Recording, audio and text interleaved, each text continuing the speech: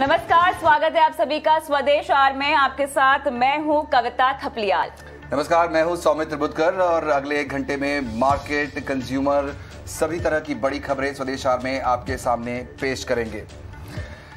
और इस समय की आज की जो बड़ी खबर है उस पर करेंगे सबसे पहले फोकस, और वो जुड़ी है बाजार से, इकोनॉमी से।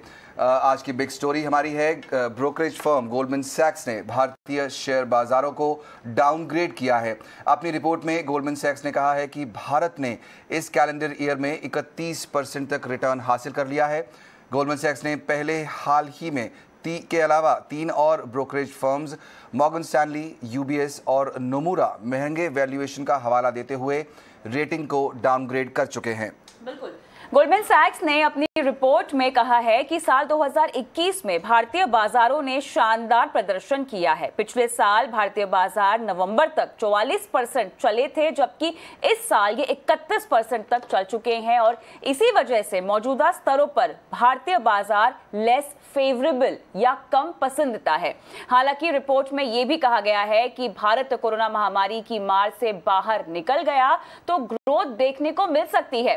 गोल्डमैन सैक्स का कहना है कि भारत अगले 2 साल तक एशिया में ग्रोथ की अगुवाई करेगा।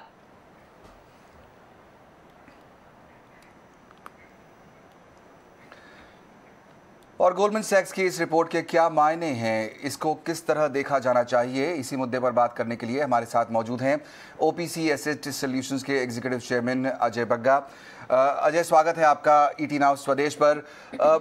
एक और रिपोर्ट आ गई है सामने हमारे, इससे पहले जो दूसरी फर्म्स थी नोमुरा और मॉर्गन स्टैनली जैसे, उन्होंने भी कहीं ना कहीं भारतीय बाजारों पर एक नेगेटिव तो नहीं कहेंगे लेकिन एक डविश नज़रिया बनाया था।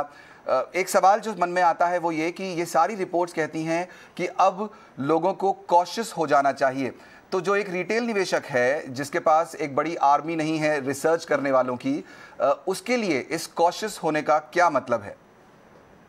देखिए, बहुत महत्वपूर्ण बात यह है कि हमारा जो पूरे क्लोज में जो हमारा एक मार्केट शेयर है वो बढ़ा हुआ था, वो अब थोड़ा कम हुआ है। हमने देखा है सितंबर अक्टूबर में एफआईएस ने ऑलरेडी पैसा निकालना शुरू किया, बट उसके बावजूद मार्केट बढ़े क्योंकि हमारे डोमेस्टिक निवेशक और म्यूचुअल फंड, इंश्योरेंस कंपनियां जो बिकवाली हो रही है एफआईएस से, उसको एब्जॉर्ब करने में सक्षम रहे।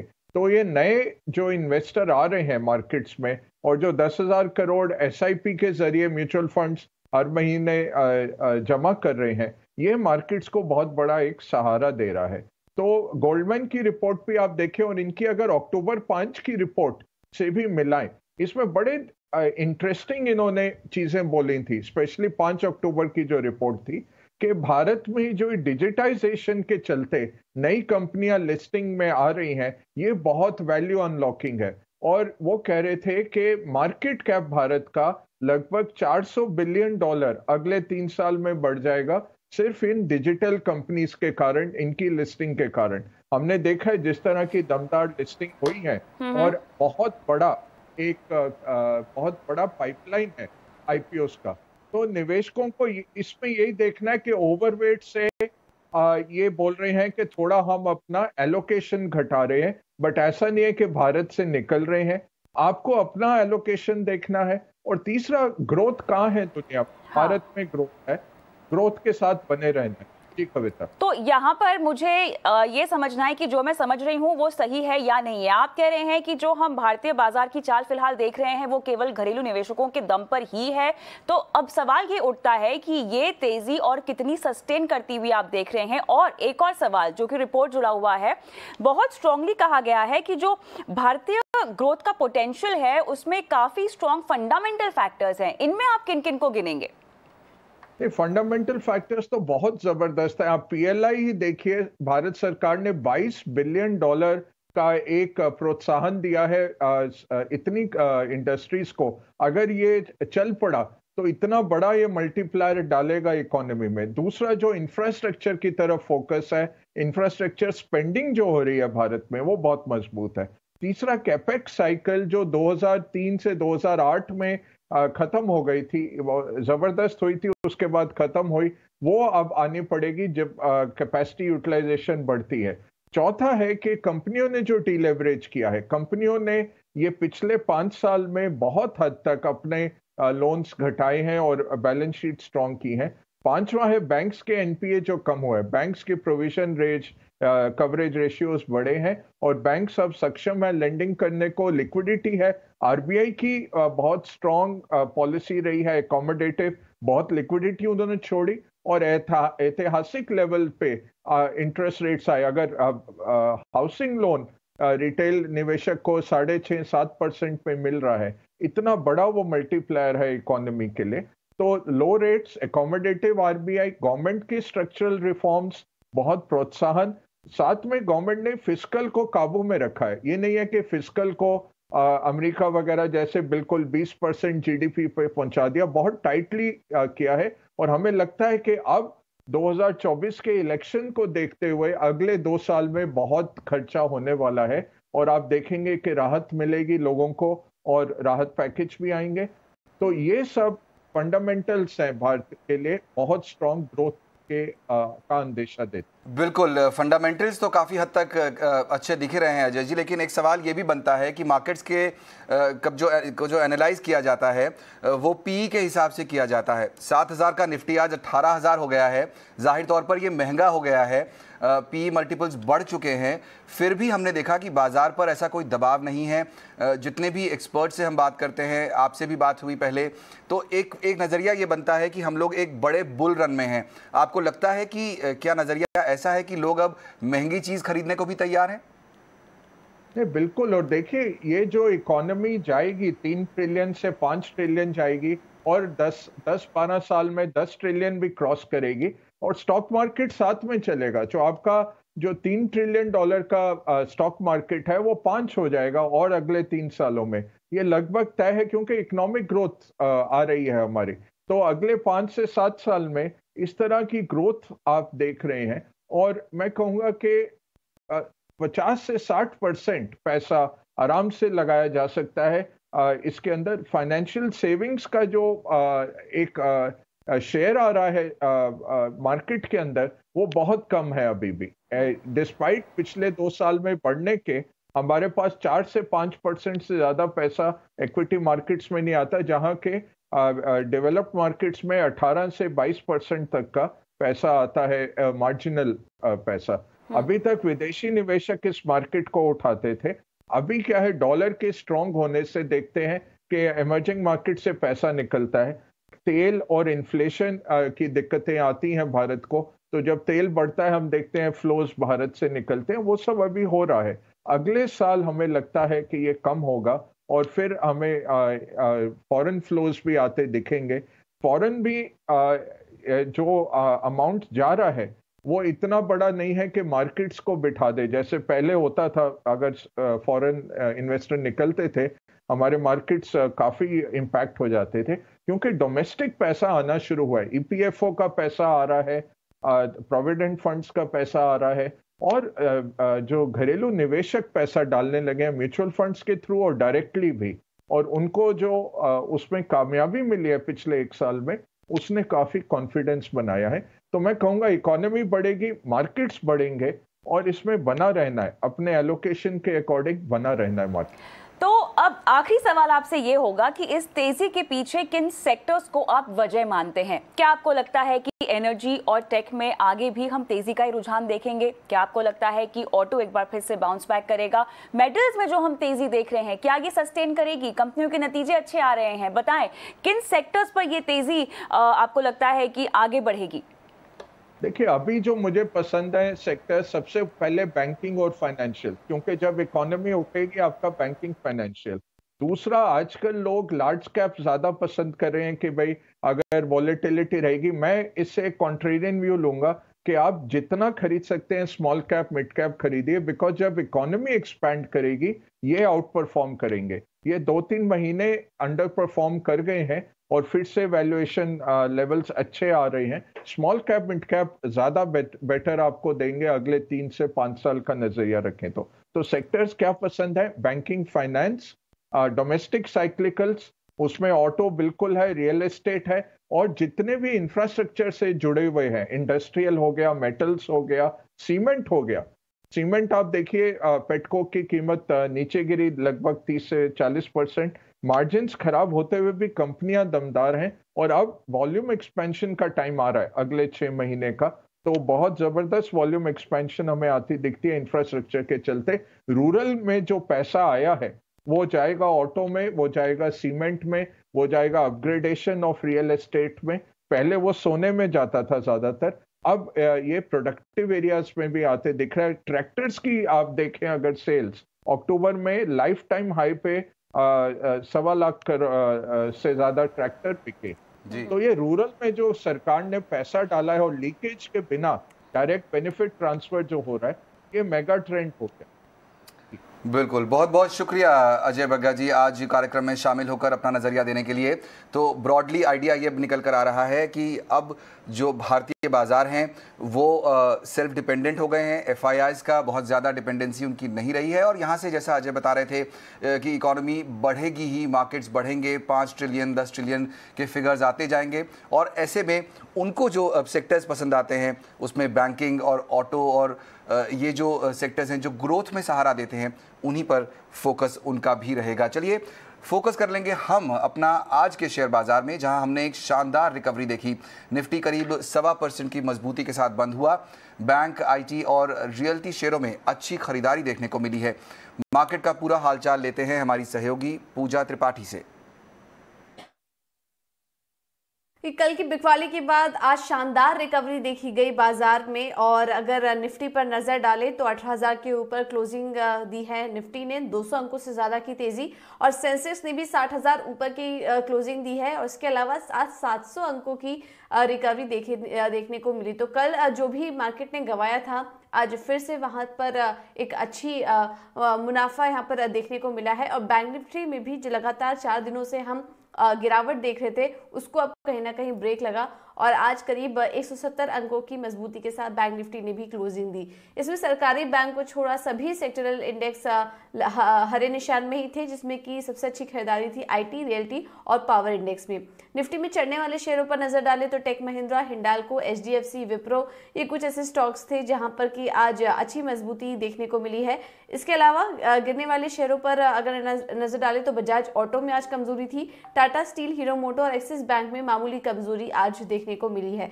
इसके अलावा रियल एस्टेट स्टॉक्स में भी आज अच्छी तेजी थी। Indiabulls real estate, DLF, Oberoi realty, Sunteck, यहां पर अच्छी मजबूती के साथ कारोबार होता हुआ दिखाई दिया।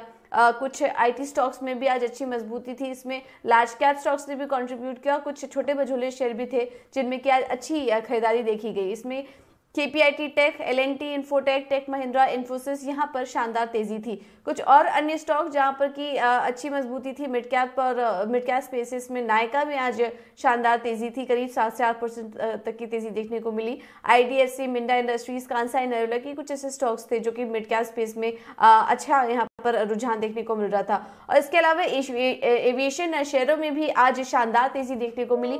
इंडिगो में 7 से 8% का गेन था आज और स्पाइस जेट में भी करीब 1.5 से 2% की तेजी आज देखी गई। चलिए, ये तो था आज का बाजार का राउंड अप, लेकिन अब रुक करते हैं कुछ एक्सक्लूसिव खबरों की ओर। ईटी नाउ स्वदेश से एक्सक्लूसिव बातचीत में पिरामल ग्रुप के चेयरमैन अजय पिरामल ने कहा है कि रियल्टी सेक्टर में तेजी दिखी रही है और घरों की बिक्री जो है वो प्री कोविड लेवल पर पहुंच गई है। रियल्टी सेक्टर में मौके अब बढ़ रहे हैं। Look at the overall numbers as far as the unit sales are concerned today, they have now reached the pre-COVID levels. So whatever the dip was there during COVID, that has been now wiped out and they're coming towards the pre-COVID levels. The second thing is, and we've been saying this for a while now, it is the more well-developed or the well-known developers who are now getting a larger share of the market. There is a consolidation that is taking place in this space, and these are the type of customers that we have. And so we are optimistic about this space. Prices have not gone up, but the turnover has definitely gone up as far as the real estate is concerned. And today, real estate lending, wholesale lending is no longer a bad word. Actually, this is a space which has been vacated by most of the lenders. So there are opportunities in this space. Focus करते हैं आज आए हुए नतीजों पर। हिंडाल्को के नतीजे उम्मीद से काफ़ी बेहतर आए हैं। साल दर साल तिमाही मुनाफा 198 करोड़ रुपए से बढ़कर 1608 करोड़ रुपए पहुंच गया है। रेवेन्यू में भी जोरदार उछाल देखने को मिला है। सालाना आधार पर रेवेन्यू 9518 करोड़ रुपए से बढ़कर 17290 करोड़ रुपए पर पहुंच गई है। वहीं टेलीकॉम कंपनी वोडाफोन आइडिया के नतीजे भी आ जाए जो कि उम्मीद से बेहतर ही थे। साल दर साल तिमाही कंसोलिडेटेड आय जो है वो 9088 करोड़ रुपए से बढ़कर 9317 करोड़ रुपए हो गई है और कंपनी के घाटे में कमी आई है जो 7416 करोड़ रुपए से घटकर 7172 करोड़ रुपए पर पहुंच गया है। चलिए, तो तिमाही नतीजों के बाद अब हम बात करते हैं आईपीओ लिस्टिंग की। डिजिटल फाइनेंशियल प्रोडक्ट देने वाली कंपनी फिनो पेमेंट्स बैंक की शेयर बाजार में खराब लिस्टिंग हुई है और शेयर इशू प्राइस से करीब 6% डिस्काउंट के साथ लिस्ट हुआ है। इसका इशू प्राइस 577 रुपए प्रति शेयर था, जबकि लिस्टिंग जो है 548 रुपए पर हुई है। और इस तरह प्रति शेयर अगर देखा जाए तो निवेशकों को 29 रुपए का नुकसान हुआ है और आईपीओ ने निवेशकों को निराश भी किया है। ये इशू 29 अक्टूबर से 2 नवंबर तक खुला था और 1200 करोड़ रुपए का ये इशू 2 गुना सब्सक्राइब भी हुआ था। फिनो पेमेंट्स बैंक की लिस्टिंग के बाद ईटी नाउ स्वदेश ने कंपनी के मैनेजमेंट से बात की है। कंपनी के सीएफओ केतन मर्चेंट ने बताया कि फिनो पेमेंट बैंक का मॉडल दूसरों से अलग है। हर महीने 2 लाख नए अकाउंट खुल रहे हैं। मार्केट शेयर तो कैसे है, हमारा मॉडल सबसे हटके है। It's a very different model. तो मैं आपको बताऊँ, मैंने जो माइक्रो एटीएम बोला था उसमें हमारा 55% मार्केट शेयर है। ये माइक्रो एटीएम एक छोटा मोबाइल जितना इंस्ट्रूमेंट होता है जहाँ पे हम कैश विड्रॉल देते हैं। कैसे चलता है कि कोई भी डेबिट कार्ड लेके आया, कोई भी बैंक का, किराने वाले के पास गया, उसने स्वाइप करा और उसको पैसा मिल जाएगा। हमने उसको पायोनियर किया था, हमारी टेक्नोलॉजी टीम ने उसको पायोनियर किया था। 55% मार्केट शेयर है। दूसरा, हम क्या करते हैं कि आधार इनेबल्ड पेमेंट सिस्टम वेरिन बायोमेट्रिक से लोग बैंकिंग और कैश विड्रॉल कर सकते हैं। तो उसमें भी हमने हमारा 11% मार्केट शेयर है। हमारी फ्यूचर स्ट्रैटेजी क्या है, मैंने आप जैसे बताया कि अब महीने में हम लोग 2 लाख नए अकाउंट खोल रहे हैं। अभी as we speak approximately 2 lakh तक नए अकाउंट खोल रहे हैं। तो हम ये ट्रैजेक्टरी कंटिन्यू करना चाहते हैं। हम अकाउंट खोलेंगे और उनको ट्रांजैक्ट करने में भी हेल्प करेंगे। और मैंने जैसे बताया, उसको लोन का EMI पे करना है, उसको लोन करना है, वही वन स्टॉप शॉप में हम पूरा कर पाएंगे। So that is how we are going. मैंने आपको बताया हमारा बिजनेस कैसा है, 70% इन रूरल एंड हम उसको और ज़्यादा ग्रो करने की ट्राई करेंगे। प्रधानमंत्री नरेंद्र मोदी ने आज आरबीआई की 2 योजनाओं रिटेल डायरेक्ट स्कीम और इंटीग्रेटेड ऑम्बुड्समैन स्कीम की शुरुआत की।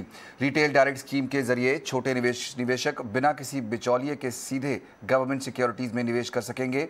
ये स्कीम ऑनलाइन और निःशुल्क होगी और निवेशक अपने खाते का रखरखाव भी कर सकेंगे।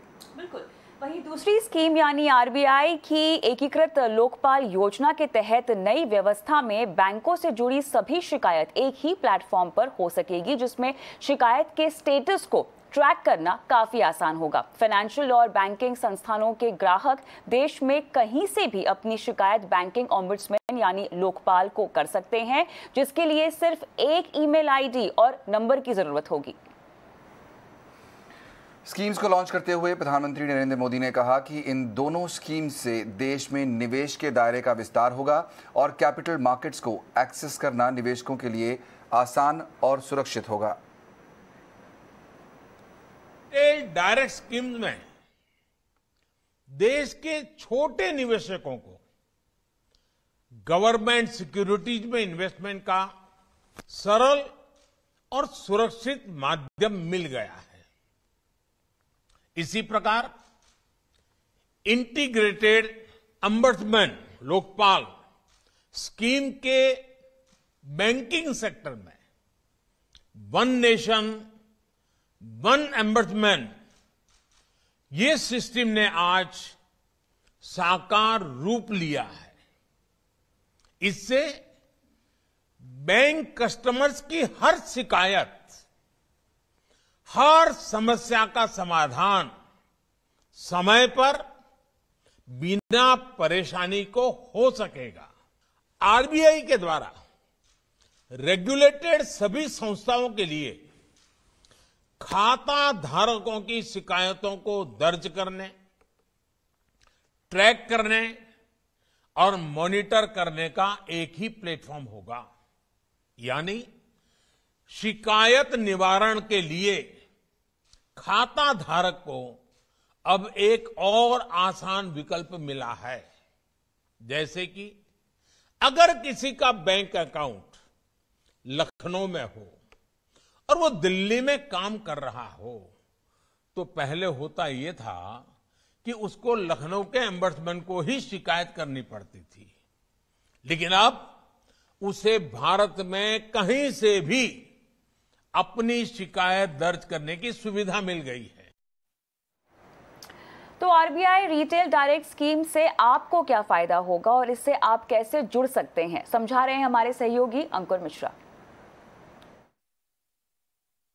जी हाँ, आरबीआई का जो रिटेल डायरेक्ट स्कीम है उसमें इन्वेस्टर्स सीधे ऑनलाइन एक अकाउंट खोल सकते हैं आरबीआई के लिए, और यहाँ पे प्राइमरी मार्केट हो या सेकेंडरी मार्केट, दोनों में ट्रेडिंग हो सकती है। जो प्राइमरी मार्केट में बिड है वो नॉन कॉम्पिटिटिव स्कीम के तहत इन्वेस्टर्स वहां पे बिड प्लेस कर सकते हैं। इसी तरीके से जो सेकेंडरी मार्केट है वहां पे बाइंग सेलिंग हो सकती है आरबीआई का जो पोर्टल है उस पर। इसमें आरबीआई ने यह भी क्लैरिफाई किया है कि उनकी तरफ से कोई फीस यहाँ पे चार्ज नहीं की जा रही है। हालांकि जो कोई ट्रांजैक्शन चार्जेस होते हैं पेमेंट गेटवे के लिए, और वो भी सिर्फ इंटरनेट बैंकिंग के लिए वो लगेंगे, पर यूपीआई के लिए कोई चार्जेस यहाँ पे नहीं है। जो फोकस है वो स्कीम का सिंपल है कि एक सिक्योर्ड प्लेटफॉर्म दिया जाए इन्वेस्टर्स को, ताकि वो सेफ सिंपल डायरेक्ट इन्वेस्टमेंट कर सकें और कॉमन मैन तक ये पहुंच सके।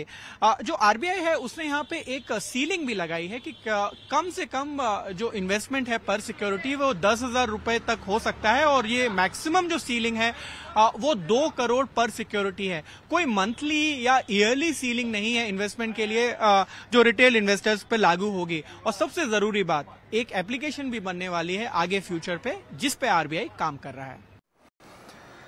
बड़े भारतीय निवेशक और फंड मैनेजर रुचिर शर्मा ने अमेरिकी multinational brokerage company Morgan Stanley से इस्तीफा दे दिया है। वो 25 साल तक इस ब्रोकरेज कंपनी में रहे।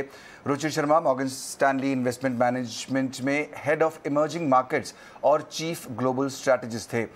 वहीं अब एमी ओल्डनबर्ग रुचिर शर्मा की जगह लेंगी। ब्लूमबर्ग ने अक्टूबर 2015 में रुचिर का नाम साल के 50 सबसे ज़्यादा प्रभावशाली लोगों की सूची में शामिल किया था। 2012 में शर्मा को फॉरेन पॉलिसी मैगजीन ने दुनिया के शीर्ष विचारकों में भी चुना था, और जून 2013 में आउटलुक ने उन्हें दुनिया के 25 सबसे स्मार्ट भारतीय लोगों में शामिल किया। वर्ल्ड इकोनॉमिक फोरम ने साल 2007 में उन्हें दुनिया के शीर्ष युवा नेताओं में से एक चुना। अब वक्त आ गया है एक्सक्लूसिव बातचीत से आपको रूबरू कराने का। दूसरी तिमाही में टाटा स्टील ने शानदार नतीजे पेश किए हैं। नतीजों के बाद ईटी नाउ स्वदेश के प्रबंध संपादक निकुंज डालमिया से कंपनी के सीईओ और एमडी टीवी नरेंद्रन ने बातचीत की, जहां उन्होंने कहा कि डिमांड आउटलुक और कीमतों को लेकर फिलहाल किस तरह के संकेत मिल रहे हैं, इसका पूरा ब्यौरा दिया उन्होंने इस बातचीत में। आइए आपको सुनाते हैं। To talk about the quarterly performance and how things could transpire for the steel sector, it gives me great pleasure now to bring on board Mr. TV Narendran, CEO of Tata Steel. Mr. Narendran, fantastic to have you on ET Now. Thank you for joining us. Before I get into specifics, let's talk about the big picture for the quarter gone by. If I look at the sequential comparison, a year-on-year comparison, the realizations, the purple patch for the steel sector continues. Yeah, Nikunj, thanks for having me on the show. Yes, I think we are in a good place as far as the industry is concerned from a demand perspective, with multiple governments across the world focusing on infrastructure, including our government in India. Second part is the costs are on the higher side given the input costs at record levels. And thirdly, China, despite a bit of a slowdown, is not exporting much because they're cutting production month on month. So overall, the sector is in a good place. So specifically, once talks about the challenges for the current quarter. We've seen a wild swing, sir, in coke prices, especially how China is cutting down on the capacity. We've seen a lot of volatility in the iron ore prices. So what happens to the steel prices given that the raw material prices are fluctuating so wildly? Yeah. So yes, there is volatility in steel prices. Even if you look at the steel prices in the last 3 to 4 months in Southeast Asia, the hot rolled coil prices fluctuated between $850 and $950, went up and down twice, right? So to me, there is that volatility because of raw material prices. But even today, the raw material prices are at a high level. So coking coal prices for Indian importers are in the $380 to $400 range. And for China, it is in the $550 to $600 range. So when you're buying coal at that price, it is very difficult to sell steel at much cheaper prices than is available today. So I think that's the big change. Second thing is iron ore prices have dropped, but seems to have stabilized around $100. And third point is because China is cutting production. In fact, every month, Chinese steel production is lower than the previous month's production. And this is expected to continue, and China is not going to be exporting a lot of steel. That gives a lot more stability to global trade in steel, and hence steel prices have stayed at a higher level than we've seen in the last 10 years. So can I say that one is volatility, which obviously will happen after the last 1 year price appreciation. But in terms of a directional trend, steel prices, in your understanding, will remain firm. They may remain volatile, 5%, 10%. That's nature of the cycle.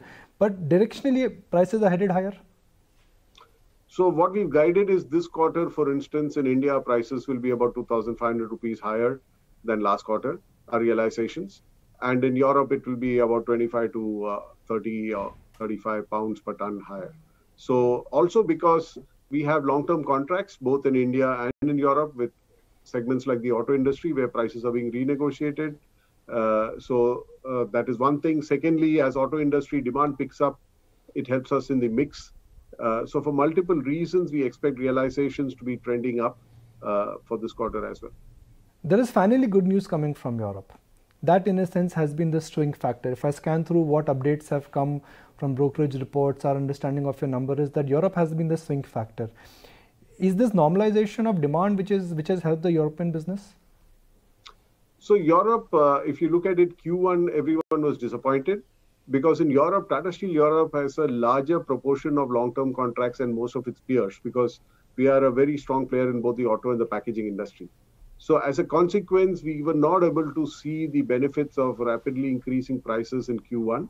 But as, the contracts got renegotiated, as we started, also getting better prices from the spot markets, you see the improvement. So the European EBITDA is actually doubled in Q2 compared to Q1 and is expected to stay strong for the rest of the year.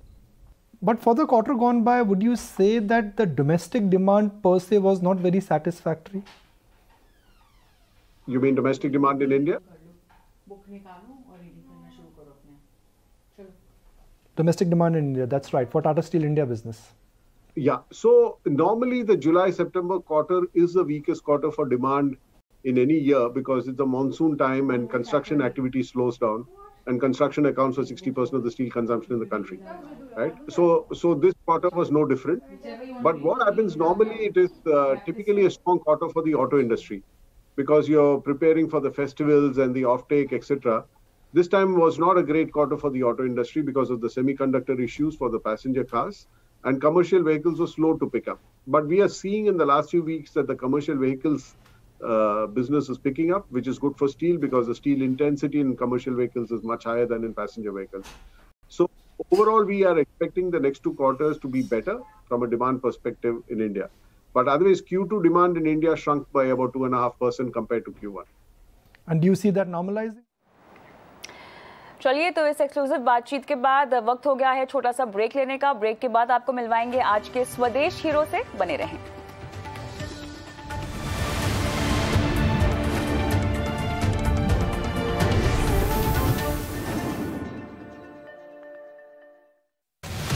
देश बदल रहा है और बदलाव की ये रफ्तार हर दिन बढ़ती ही जा रही है। बदल रही है पुरानी सोच, बदल रहे हैं पुराने तरीके। Make in India. इस नए इंडिया में सिर्फ सेविंग्स अकाउंट ही नहीं, अब लोग डीमैट अकाउंट भी खुलवा रहे हैं, चाहे देसी हो या विदेशी।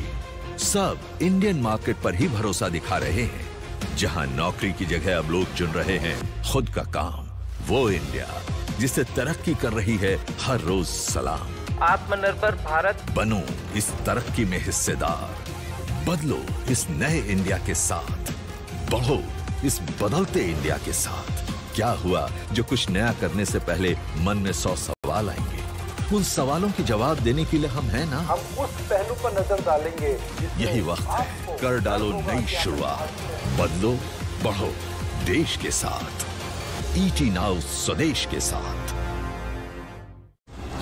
Channel partner National Stock Exchange. Channel partner Union Bank of India, good people to bank with.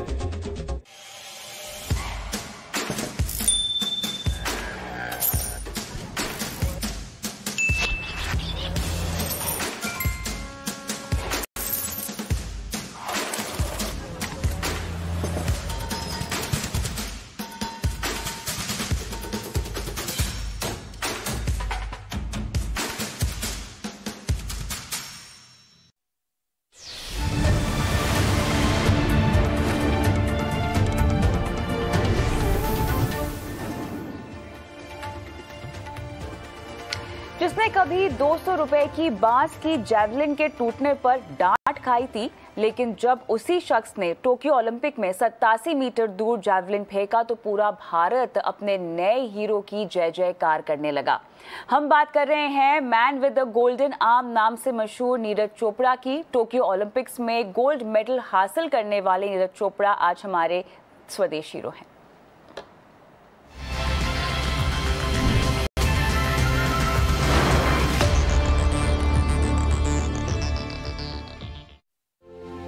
Tokyo 2020 Olympic gold medallist Neeraj Chopra.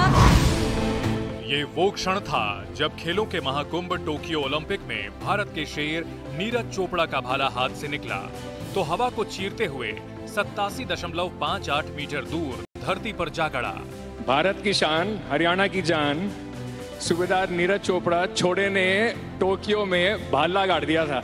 और इस भाले के प्रहार से पहली बार जैवलिन थ्रो में देश को मिला सोने का तमगा और भारत को मिल गया उसका गोल्डन बॉय, जो पलक झपकते ही बन गया स्वदेश का ऐसा हीरो जिसे पूरे भारत ने अपनी पलकों पर बिठा लिया। इससे पहले जैवलिन का देश में भले ही कोई क्रेज नहीं था, लेकिन टोक्यो के गोल्ड मेडलिस्ट नीरज के गोल्डन सक्सेस ने आज गांव कस्बों के कई बच्चों को नीरज की तरह बनने के लिए इंस्पायर कर दिया है। नीरज चोपड़ा आज man with a golden arm नाम से पूरी दुनिया में मशहूर हैं। इंस्टाग्राम पर नीरज के फॉलोअर्स की तादाद महज एक दिन में 1.1 मिलियन बढ़ गई। ये उनकी बढ़ती हुई पॉपुलैरिटी को दिखाता है। फैंस हैंडसम हंक के साथ तस्वीर खिंचवाने के लिए तरसते हैं। नीरज चोपड़ा ओलंपिक गोल्ड जीतने से पहले नाइकी, एक्सॉन, मोबिल और मसल ब्लेज जैसे ब्रांड को एंडोर्स करते थे, लेकिन ओलंपिक गोल्ड जीतने के बाद उनकी ब्रांड वैल्यू करीब 1000 गुना बढ़ गई। उनके एंडोर्समेंट की फीस विराट कोहली और महेंद्र सिंह धोनी के बराबर है। नीरज फिलहाल Byju's, Tata AIA life, fintech company, Cred जैसे कई बड़े ब्रांड को एंडोर्स कर रहे हैं। 80 से ज्यादा ब्रांड उनके साथ जुड़ना चाहते हैं।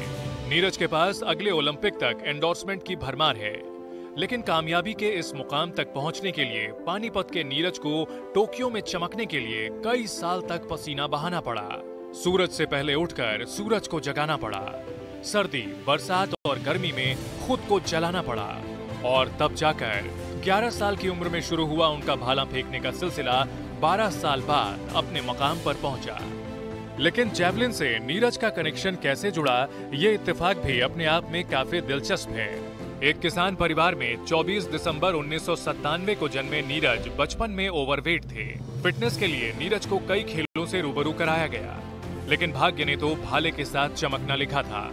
पानीपत के शिवाजी स्टेडियम में पहली बार 26 मीटर भाला फेंकने वाले नीरज चोपड़ा को तो टोक्यो में 87 मीटर जैवलिन फेंककर गोल्ड मेडल जीतना था। तभी तो 200 रुपए की बांस की जैवलिन टूटने पर कभी डांट खाने वाले नीरज न रुके, न थमे, न ही अपना हौसला खोया।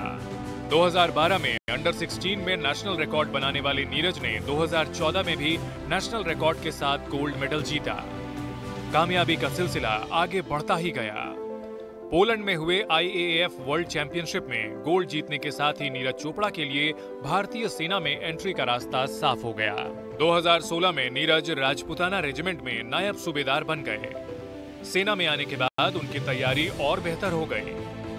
जकार्ता एशियन गेम्स में नीरज जेवलिन थ्रो में गोल्ड मेडल जीतने वाले पहले भारतीय बन गए। 2018 में एशियन गेम्स और कॉमनवेल्थ गेम्स में शानदार प्रदर्शन करने के बाद नीरज को चोट भी लगी, लेकिन उन्होंने शानदार वापसी करते हुए ओलंपिक के लिए क्वालिफाई किया और टोक्यो ओलंपिक में नीरज ने इतिहास रच दिया। लेकिन नीरज के लिए टोक्यो ओलंपिक एक पड़ाव है, मंजिल नहीं। इस गोल्डन बॉय को अपने जेवलिन से कई नए कीर्तिमान बनाने हैं। ईटी नाउ स्वदेश। तो टोक्यो ओलंपिक्स में गोल्ड मेडल हासिल करने वाले नीरज चोपड़ा आज हमारे स्वदेश हीरो हैं और जैवलिन थ्रो के चैंपियन का फोकस आने वाले टूर्नामेंट पर है। उनसे बातचीत की हमारे सहयोगी समीर दीक्षित ने। बात जब स्वदेश हीरो की होती है, एक ऐसे चेहरे की, एक ऐसे नाम की जिससे आपको भी प्रेरणा मिले, तो एक नाम जो पूरे देश में सेंसेशन की तरह छाया, हर एक की जुबान पे रहा, वो नाम नीरज चोपड़ा। उनके साथ ये खास बातचीत। नीरज चोपड़ा एक सेंसेशन नहीं, आपकी जो कामयाबी रही, आपकी जो काबिलियत थी, उसको देश दुनिया ने माना, लेकिन अब उसके आगे के लोग कहानी जानना चाहते हैं। उसको बहुत कुछ है जो लोग आपके बारे में जानना चाहते हैं। सबसे पहले शुरुआत करूँगा कि अभी इस फेज़ को आप कितना एंजॉय कर रहे हैं और आप आगे के लिए, नेक्स्ट टारगेट के लिए क्या तैयारी कर रहे हैं? बिल्कुल सर, एंजॉय तो मुझे लगता है कि हो चुका है काफ़ी, और अभी मैंने कैंप ज्वाइन कर लिया था, तो अभी यहाँ पे आज के फंक्शन के लिए और अभी खेल रत्न का जो होने वाला है उसके लिए मैं अभी आया हूँ। तो ट्रेनिंग तो पूरी अगले जो टारगेट्स हैं उनके लिए पूरी चल गई है, तो और उसी पे पूरा फोकस है अभी। और अब आप अगर सोशल मीडिया देखें तो लोग आपके हेयर स्टाइल से लेकर के कहाँ आप इन्वेस्टमेंट कर रहे हैं और आपने जितना धनराशि जीती है उसको आप कैसे इस्तेमाल कर रहे हैं, ऐसे छोटे सवाल लेकिन बहुत तेज़ी से घूम रहे हैं सोशल मीडिया पे, उनको लेकर के क्या जवाब आपके पास? बस वो जो भी है पैसे वगैरह जो भी है वो फैमिली देखती है, तो मेरा काम है कि ट्रेनिंग करूं, और वही मैं पहले से ही करते आया हूं, और बाकी सब बाद में देखूंगा। अभी का मेरा फोकस है कि मैं अपना पूरा जो है मेहनत करके अपना गेम पे पूरा फोकस लगाऊं और उसी में और आगे अच्छा जीतने की कोशिश करूं। नीरज जी, आपकी सफलता ने ना एक संदेश ये भी दिया है कि ठीक है, दिक्कतें हो सकती हैं, इंफ्रास्ट्रक्चर में कहीं ना कहीं कमी हो सकती है, लेकिन अगर आप लगन से आगे बढ़ें तो पासा पलट भी सकता है। ये जीत और उसके बाद में कितना माहौल बदलता हुआ आप देख रहे हैं, खासकर खेल के इंफ्रास्ट्रक्चर को लेकर के? काफ़ी कुछ बदला है जी। सबसे पहली बात तो बच्चे का भी स्टेडियम में आने लगे हैं, भीड़ होने लगी है। और जेवलिन का अगर मैं बात करूँ, जेवलिन को कोई जानता नहीं था, अभी स्पोर्ट्स की दुकान से जेवलिन बच्चे और उनके पेरेंट्स खरीदने लगे हैं, तो काफ़ी एथलेटिक्स को लेके और जेवलिन को लेके तो काफ़ी चेंजेस आए हैं। और बाकी सभी अपना स्पोर्ट्स के लिए भी अपना गवर्नमेंट आगे के लिए काफ़ी कुछ सोच रही है, तो होपफुली आगे आने वाले टाइम में और अच्छा अपना स्पोर्ट्स इंडिया का होगा। कितना फ़र्क देखते हैं? एक आपने वो लम्हा जो पदक जीता, उसके पहले की आपकी तैयारियां, तो वो वीडियो तो हमने बहुत देखे, लेकिन उससे पहले और अब की बात की कहानी में कितना बदलाव देख रहे हैं? और आपको क्या लगता है ना कि क्या एक और हो सकता है जिससे जो सफलता का जो प्रतिशत है वो काफ़ी बेहतर हो जाए? नहीं, वही काफ़ी मतलब इम्प्रूवमेंट की तरह चीज़ें हैं जी, कि हर चीज़ में हम इम्प्रूवमेंट करते रह सकते हैं। मतलब स्टेडियम से लेके अपनी डाइट से लेके या हर चीज़ कॉम्पिटिशन से लेके कि हम कैसे कंपटीशन करवा सकते हैं या इंटरनेशनल एथलीट को इंडिया में बुला के फिर करवा सकते हैं। तो वो कई चीज़ें हैं जो धीरे धीरे करके इम्प्रूव हो सकती हैं। जैसे अभी अगर बात करें डाइट की, तो हम नेशनल कैंप में है तो पहले से ज़्यादा इम्प्रूव हुई है, और कई चीज़ें हैं, हॉस्टल्स पे काम हो रहे हैं और अच्छे रूम्स प्रोवाइड करवाए जा रहे हैं हम। तो धीरे धीरे करके काफ़ी बड़ी कंट्री है अपनी, तो धीरे धीरे करके पूरी कंट्री को साथ में लेके चलना है, तो आराम से स्टेप बाय स्टेप काम होगा। तो धीरे धीरे करके हो रहा है, होपफुली आगे और ज़्यादा। हाँ, शुरुआत हो चुकी है जी। सवाल जो अक्सर ये होता है कि देखिए, आपके साथ अब फ़ोटो खिंचाने के, सेल्फी के लिए एक लंबी कतार लगी रहती है, बहुत से लोग हैं जो आपके साथ अपनी फ़ोटो देखना चाहते हैं। तो ये जो सफलता का दौर है ना, ये कहीं आपके फोकस को ना हिलाए, इसके लिए किस तरीके की तैयारी? क्योंकि ये एक बहुत होता है कि आप एक मुकाम पर आ गए और वहाँ पर बने रहना। हाँ जी, नहीं वो तो काफ़ी मुश्किल होता है एक जगह पे बने रहना। और बाकी फ़ोटोज़ की बात है तो लोग सभी प्यार से खिंचवाने आते हैं, ऐसा मतलब वो तो मेरे लिए भी एक लकी चीज़ है कि यार हाँ, लोग मेरे साथ फ़ोटो खिंचाने आ रहे हैं, और मैं कोशिश करता हूँ कि सभी के साथ फ़ोटो लूँ, खुश करूँ और अच्छे से बात करूँ। पर वही है कि सबके साथ तो कई बार पॉसिबल नहीं हो पाता है, पर फोकस तो इस चीज़ में नहीं, मैं अपना फोकस गेम पे पूरा रखूँगा, इस चीज़ से फोकस नहीं खराब होगा। बात फैमिली की, फैमिली से जो सपोर्ट आपको पहले मिलता रहा है, सब कुछ है, लेकिन अभी कुछ नया बदलाव ऐसा है कि अभी थोड़ा सेटल होना है, कुछ आपके पर्सनल लाइफ में भी कुछ आप बदलाव को आप देख रहे हैं आने वाले दिनों में, सालों में? नहीं, अभी तो फैमिली जैसे मतलब वैसे ही मतलब जैसे फैमिली पहले सपोर्ट करती थी वैसे ही है, और मैं बिल्कुल वैसा ही नॉर्मल जैसा महसूस करता था वैसे ही फील करता हूँ घर पे। और अभी के लिए तो पूरा मतलब ये 2-3 साल है पूरे बिजी हैं, अगले साल भी कॉमनवेल्थ गेम, एशियन गेम्स और वर्ल्ड चैंपियनशिप है, उसके अब फिर पेरिस आ जाएगा, पेरिस ओलंपिक्स। तो अभी के लिए तो पूरा यही है माइंड में पूरा। एक आखिरी सवाल, इस ओलंपिक में जो प्रदर्शन रहा है भारत का, जो पदक के आंकड़े रहे हैं, जब अगले ओलंपिक पे हम जाएंगे, आपको क्या लगता है कि किन नए क्षेत्रों में या कहाँ से हम देखते हैं कि टैलेंट भी निकल कर आएगा और कहाँ पर हम बेहतर कर सकते हैं? टैलेंट तो देखो जो किसी भी स्पोर्ट्स में निकल सकता है, मतलब ऐसा नहीं है कि भाई हम एक ही स्पोर्ट्स पे या 2-3 स्पोर्ट्स पे फोकस करें। अभी जेवलिन में अगर मैं बात करूं तो नहीं था पहले कि कुछ होगा, पर अभी मेडल आया है, उसके बाद बाकी जूनियर एथलीट भी अच्छे निकल के आ रहे हैं।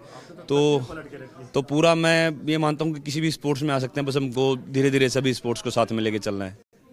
जी, हमसे नीरज जी बात करने के लिए। स्वदेश हीरो के बाद अब बात करते हैं मनी मंत्रा की, जहां पर आज हम बात कर रहे हैं आनंद राठी के डिप्टी सीईओ फिरोज अजीज से, जो हमें बताएंगे कोरोना के बाद किस तरह से निवेशकों में निवेश को लेकर जागरूकता बढ़ी है और कैसे इस उतार चढ़ाव के दौर में बनाए अपना निवेश पोर्टफोलियो। देखिए ये पूरी बातचीत निवेश की एबीसीडी में।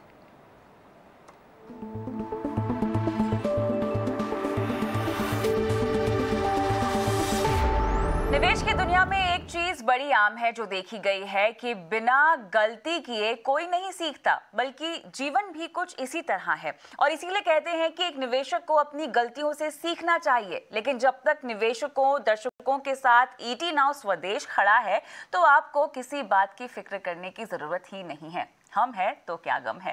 नमस्कार, मैं हूं आपके साथ कविता थपलियाल। ईटी नाउ स्वदेश एक ऐसा चैनल जहां भारत की भाषा में हम करते हैं निवेश की बात। और मेरी आज की इस खास पेशकश बेहद खास है इसीलिए क्योंकि ईटी नाउ स्वदेश अपने हर दर्शक को उसकी आर्थिक जिंदगी में कामयाब और मुनाफेदार जीवन जीता हुआ देखना चाहता है। और इस कोशिश की पहल आज मैं कर रही हूं बेहद खास शख्स के साथ।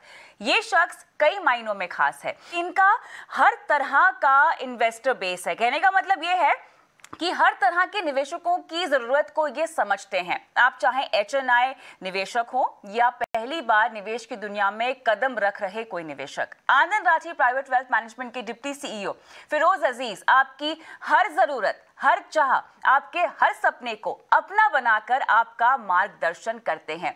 फिरोज, बहुत बहुत स्वागत है आपका। आर्थिक साक्षरता को बढ़ावा देने की हमारी इस पहल की कितनी जरूरत आपको लगती है, सबसे पहले मैं आपसे यही जानना चाहती हूँ। नमस्कार एंड आपको बहुत बहुत मुबारक। And I think ET Now Swadesh जो है, जो चाह आपने बताई कि सबकी आर्थिक स्थिति बेहतर हो और अच्छी वेल्थ क्रिएट हो, ये एक लक्ष्य लेके चलना बहुत बड़ी बात होती है। आई थिंक हमारे देश में, इंडिया में बहुत कम पेनिट्रेशन है, इन्वेस्टमेंट्स को लेके काफी कम जागरूकता है। तो आपका ये जो चैनल है बहुत महत्वपूर्ण होगा अगले डेकेड के लिए एंड बियॉन्ड, जो बहुत सारी नॉलेज फैलाएगा और लोगों को आकर्षित करेगा सही स्ट्रक्चर्ड इन्वेस्टमेंट की तरफ। सो कविता जी, मैं डेटा देख रहा था कि इंडिया में जो म्यूचुअल फंड की पेनिट्रेशन है, हमारे पास 400 शहर हैं जिसमें 1 लाख से ज्यादा की आबादी है, बट उसमें से 10 शहरों में से ही 2/3 पैसा म्यूचुअल फंड का निवेश होता है।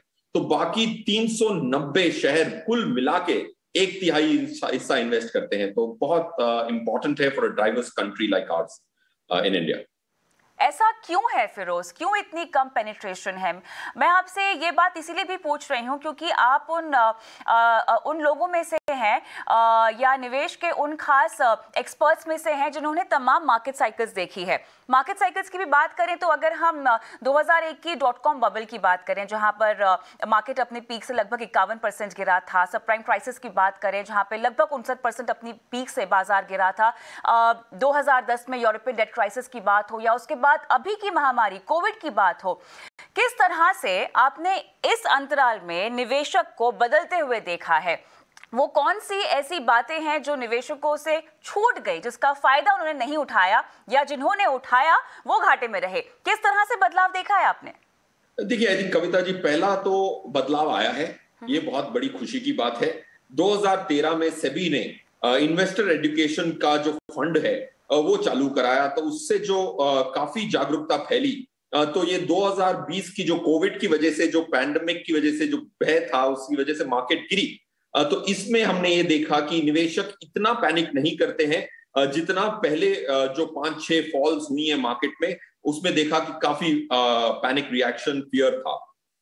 हैविंग सेड विच, लास्ट ईयर भी अगर आप देखें, जून से लेके फरवरी तक mutual fund, equity mutual fund में से पैसा निकलता गया। ये देख के मुझे बड़ा अफसोस होता है कि निवेशक को जब पैसे डालने चाहिए वो पैसे निकालते हैं, और जब निकालने चाहिए तब पैसे डालते हैं। तो ये जो जज्बात है उसको काबू में रखना बहुत महत्वपूर्ण है। गिरते वक्त जो भय होता है, फियर जो इमोशन होता है, वो हावी हो जाता है। जब मार्केट ऊपर चली जाती है, जैसे कि आज मार्केट दुगनी हो गई है साल भरी में, तो एक लालच का जज्बा एक इंसान के जहन में आता है। सो ये दोनों इमोशंस को कंट्रोल करना इंपॉर्टेंट है। It is getting better but still a long way to go. ऐसे में जैसे कि ईटी नाउ स्वदेश का शुभारंभ हो रहा है फिरोज, तो हालिया समय में जहां पर हम बाजार में इतनी तेजी अब देख चुके हैं, इस तरह के लेवल्स हम बाजार में देख रहे हैं, किसी को अपने निवेश का शुभारंभ करना हो, क्या सही वक्त का इंतजार करना चाहिए या जब जागे तभी सवेरा? कविता जी, इसमें दो पहलू हैं। एक तो होता है कि जो आपकी जो सिस्टमैटिक इन्वेस्टमेंट होती है, जो आपकी फ्यूचर आई जो है, जो आपकी कमाई होगी, उसका कमिटमेंट तो आपको हर समय करना चाहिए, और उसमें कोई भी टाइमिंग की आवश्यकता नहीं है।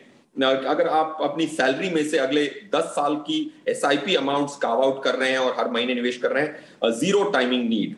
दूसरा होता है कि काफी निवेशक ऐसे होंगे जिनको रिटायरमेंट की कॉर्पस मिली हो या कोई बड़ा बोनस मिला हो, तो वो शायद आप एक मुश्त ना डालें, 6 महीने से 12 महीने की इक्वल इंस्टॉलमेंट में, किश्तों में डालें, तो एक संतुलन बना रहेगा, विच इज वेरी इंपॉर्टेंट। तो don't wait for your SIP money.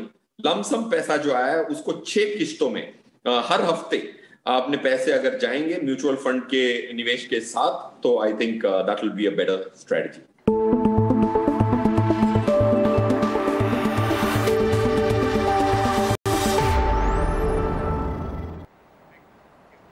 अब रुक करेंगे बड़ी खबरों की ओर। दिल्ली में लगातार बढ़ता वायु प्रदूषण चिंता का सबब बन चुका है। दिल्ली NCR में लोग वायु प्रदूषण की वजह से सांस लेने में परेशानी महसूस कर रहे हैं। प्रदूषण का आलम कुछ ऐसा है कि 2 कदम चलते ही सांस फूलने लगती है। दिल्ली में वर्तमान में एयर क्वालिटी इंडेक्स AQI 432 दर्ज किया गया है। विज्ञान मंत्रालय की एजेंसी सफर ने हेल्थ एडवाइजरी में लोगों को घर से कम बाहर निकलने के साथ घर की खिड़कियां और दरवाजे बंद रखने की सलाह दी है। हमारे संवाददाता हर्षा ने दिल्ली के मयूर विहार में लोगों से बात की। दिल्ली NCR में प्रदूषण बेहद खराब स्तर पर पहुंच चुका है। दिल्ली NCR के तमाम इलाके हैं जहां पे AQI लेवल 500 पार और 600 पार पहुंच चुका है। अगर नोएडा की बात करें तो नोएडा में 533 AQI लेवल है। तो वहीं दिल्ली के तमाम इलाके जहां पर इस वक्त मौजूद हूं, मयूर विहार, यहाँ के AQI लेवल 335 के अराउंड है। दिल्ली के वो इलाके जहाँ पे सबसे ज्यादा प्रदूषण है, उन इलाकों में रोहिणी, पटपरगंज, प्रीतम विहार, सेंट्रल दिल्ली का इंडिया गेट इलाका, पंडारा रोड इलाका, ओखला इंडस्ट्रियल एरिया, आजादपुर, वजीराबाद, ये तमाम जगह है जहां पे जो AQI लेवल है 500 पार है। इस वक्त मयूर विहार फ्लाईओवर के ऊपर हूँ, लेकिन जो धुंध और धुएं की छटा है, जिसको अधिकांश लोग कोहरे से मिसअंडरस्टैंड करते हैं, ये कोहरा नहीं बल्कि स्मॉग है। ये वो प्रदूषण है जिसकी छटा पूरे दिल्ली NCR में इस वक्त छाई हुई है।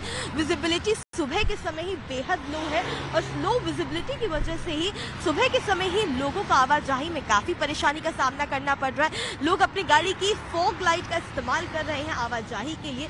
विजिबिलिटी बेहद लो होने की वजह से अगर आप मेरे राइट हैंड साइड देखेंगे तो कई बिल्डिंग्स हैं जो धुएं और धुंध की वजह से नजर भी नहीं आ रही है, उनकी छटा साफ तौर से देखी जा सकती है।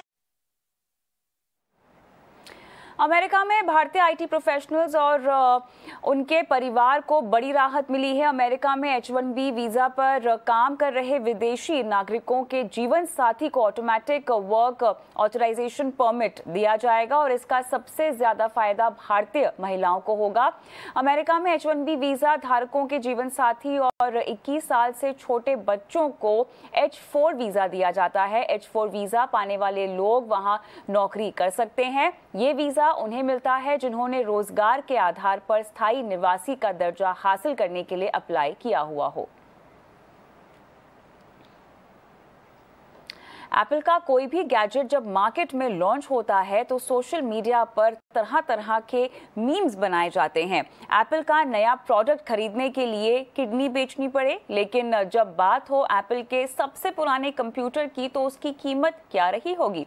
आइए दिखाते हैं आपको इस खास रिपोर्ट में। टेक कंपनी एप्पल अपने नए गैजेट्स को लेकर हमेशा सुर्खियां बटोरती रहती है। हाल ही में एप्पल ने अपने पहले कंप्यूटर की नीलामी की है। एप्पल के सबसे पहले कंप्यूटर यानी कि एप्पल 1 को $4 लाख यानी करीब 2,97,00,000 रुपए में नीलाम किया गया है। इस कंप्यूटर की खासियत इसलिए भी ज्यादा है क्योंकि इस कंप्यूटर को 45 साल पहले कंपनी के संस्थापक स्टीव जॉब्स और स्टीव वॉजनियक ने अपने हाथों से बनाया था। इसे एप्पल 1 नाम दिया गया था। अब आपको बताते हैं कि इस कंप्यूटर में ऐसा क्या खास है जिसकी वजह से इसे इतनी बड़ी कीमत में खरीदा गया है। ये कंप्यूटर उन 200 मशीनों में से एक रहा है जिसे कंपनी के शुरुआती दौर में बनाया गया था। अगर इसकी खासियत की बात करें तो ये कंप्यूटर हवाई में पाई जाने वाली एक लकड़ी से बना है जो एक अलग किस्म की कोआ लकड़ी होती है और ये इसी के फ्रेम से बनाया गया है। ओरिजिनल 200 कंप्यूटर में से कुछ का ही निर्माण स्टीव जॉब्स और स्टीव वॉजनियक ने खुद किया था। इस कंप्यूटर को सबसे पहले कैलिफोर्निया के रैंचो कुकामोंगा में खरीदा गया था। पहले खरीदार शेफी कॉलेज में इलेक्ट्रॉनिक्स के प्रोफेसर थे और बाद में उन्होंने साल 1977 में इस कंप्यूटर को अपने एक छात्र को $650 यानी तकरीबन 48,000 रुपए में बेच दिया था। अब एक बार फिर से इस डिवाइस को नीलाम किया गया है। ET नाउ स्वदेश। त्योहारी सीजन में हुई बम्पर सेल के बाद अब नया साल कुछ महंगाई के साथ दस्तक देने वाला है, क्योंकि कई कंपनियां अब सामानों की कीमत को 8 से 10% बढ़ा सकती हैं। आखिर क्यों बढ़ने वाली है महंगाई, देखिए इस रिपोर्ट में।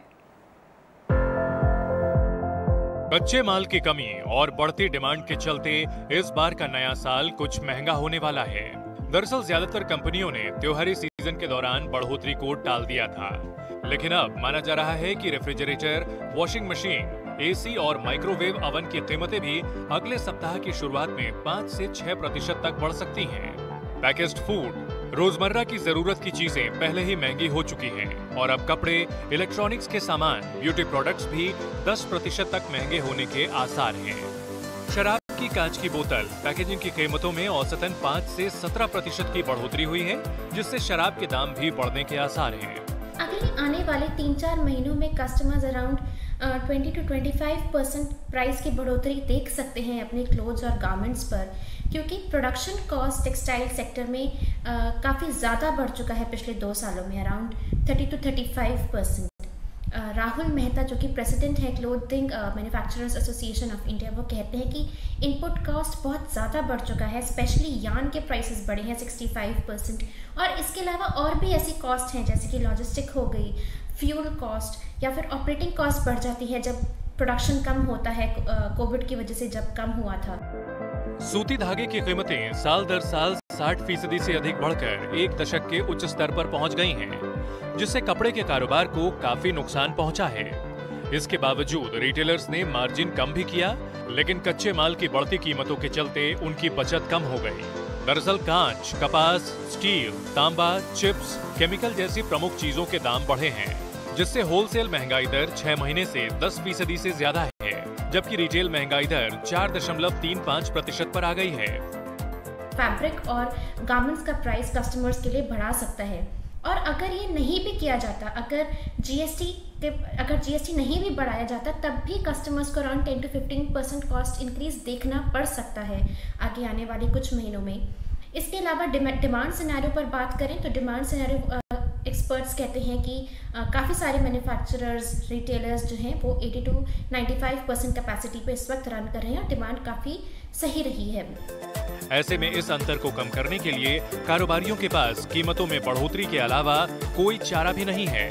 ET Now स्वदेश। यूपी में विधानसभा चुनाव की तैयारियों के सिलसिले में गृह मंत्री अमित शाह आज से 2 दिन के पूर्वांचल के दौरे पर हैं और इस दौरान शाह वाराणसी में राज्य भर के बीजेपी नेताओं के साथ मीटिंग करेंगे और चुनाव को लेकर उनका फीडबैक लेंगे। और अमित शाह का ये दौरा यूपी के अपकमिंग विधानसभा चुनाव के मद्देनजर कितना महत्वपूर्ण है, जानकारी दे रहे हैं हमारे सहयोगी आदर्श सिंह।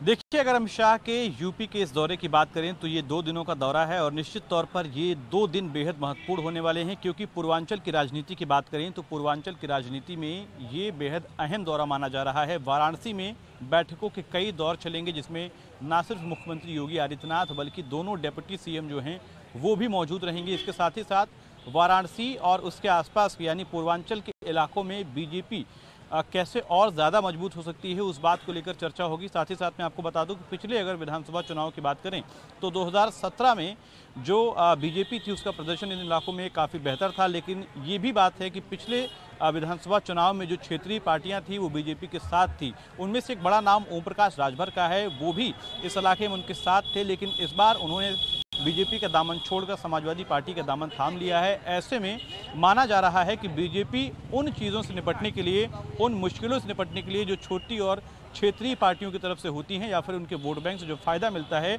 उससे और ज़्यादा अपने आप को कैसे मजबूत किया जाए, इन सभी चीज़ों के मंथन के लिए यहाँ पर गृह मंत्री अमित शाह आ रहे हैं। पिछले बार के चुनाव में वो पार्टी में प्रभारी के तौर पर थे और वहाँ पर लगातार उन्होंने महत्वपूर्ण भूमिका निभाई थी और इस बार वो खुद इस पूरे चुनाव को मॉनिटर कर रहे हैं। साथ ही साथ अगर इन पूरे इलाकों की बात करें तो ये पूर्वांचल का जो बेल्ट है अवध के साथ साथ बेहद महत्वपूर्ण माना जाता है और माना जाता है कि पश्चिम के बाद अगर किसी भी पार्टी की जीत और हार कोई जगह जो है वो तय करती है, वो पूर्वांचल का यही बेल्ट है जिससे पूरी पार्टी की जीत और हार की दिशा और दशा तय होती है। तो ऐसे में ये बैठक बेहद महत्वपूर्ण है।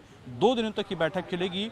आज के दिन वाराणसी में अपने जो पार्टी के नेता हैं, कार्यकर्ता हैं, संगठन के लोग हैं, उनके साथ बातचीत होगी। कल भी वाराणसी में रहेंगे और उसके बाद फिर जो समाजवादी पार्टी के मुखिया अखिलेश यादव हैं, जहां से सांसद हैं, वो उनके गढ़ आजमगढ़ में जाकर वहां पर भी बैठकें और कई कार्यक्रम अमित शाह के हैं। जी चलिए, और अब जाते जाते आपको छोड़ जाते हैं हाईवे फ्लाइटर प्लेन की लैंडिंग की कुछ खास तस्वीरों के साथ, जहां पर आप देख सकते हैं साफ तौर से यूपी सुल्तानपुर में पूर्वांचल एक्सप्रेसवे के उद्घाटन से पहले आज लड़ाकू विमानों की लैंडिंग की रिहर्सल की गई। पूर्वांचल एक्सप्रेस का 16 दिसंबर को प्रधानमंत्री मोदी उद्घाटन करेंगे।